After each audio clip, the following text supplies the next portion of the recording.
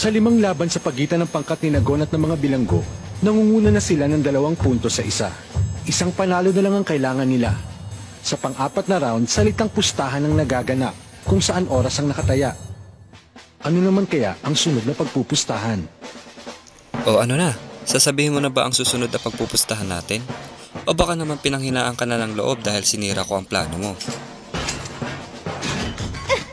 Hindi naman. Wow! Bakit ganito? Ang cute-cute naman ng babaeng preso na to. Wala na to.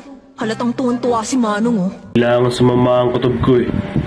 Sige, sunod naman. Bakit di natin pagpustahan kung isa talaga akong lalaki o babae? Ano? Anong problema? Bakit biglang nagbago yung mukha mo? Wala. Halata naman babae talaga siya. Posible kayang hindi talaga kami talo? Hindi, sa ganda ng yan, alam kong babae siya.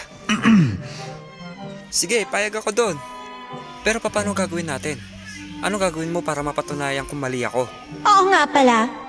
Hahayaan kong examinin mo ang buong katawan ko para makontento ka at hanggang mawala ang pagdududa mo. Yan ang gusto ko. Buong katawan mo. Pustahan tayo ah. Pupusta siyang lalaki yan. Mismo. Ha? Bakit? Okay, handa na ako. Pupusta ako ng 10 oras na isa ka talagang lalaki. Sabi ko sa'yo eh. Ang kadiri nitong si Manong. Teka, paano niyo nalaman yun? Mas okay to. Para kahit mali pa ako, lumabas na babae talaga siya, mahihipo ko pa rin ang buong katawan niya.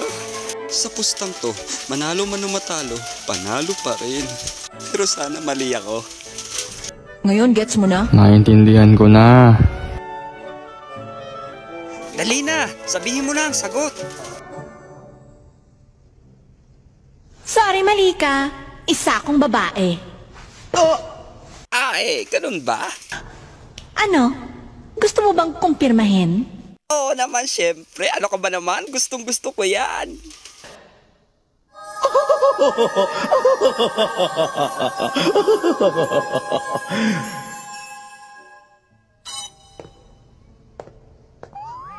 Sulit na sulit. Yuck! Sumasakit ang ulo ko sa kakapanood nito. Malapit na siya matalo. Ngayon naman, pagkakataon mo na uling sabihin kung ano ang sunod na pagpupustahan. Hindi dapat ako nagsasaya. 10 oras na lang ang natitira sa akin. Hindi na ulit pwedeng magkamali si Tanda. Kapag tayo sa susunod na pusta, talo na rin siya sa laban. Bukod pa dito, magiging tabla ang laban natin at magpenalty tayo ng 50 oras. Leorio, Mahirap na ang lagay ko. Pero wala akong ibang maisip na pagpupustahan na siguradong ako ang panalo. Ha, tama yun nga. Kung pagpustahan naman namin kung lalaki ba talaga ako o babae, hindi rin naman pwede. Wala akong maisip. okay lang ba yung si Manong? Sa ingay niya naririnig na ng kalaban ang iniisip niya. Alam ko na. Leorio, maganda kung pagpupustahan nyo na lang ang tunay na edad mo, hindi ba? Tumigil ka nga dyan, Kon. Huwag ka nga magpatawa. Hindi nga ganun katanda ang itsura ko, no? Sabi ng teenager pa ako. Teenager? Pero mukha na talaga siyang Manong. Okay, alam ko na. Mag-Jack and Poy na lang tayo. Pagpustahan natin kung sino ang mananalo sa Jack and Poy.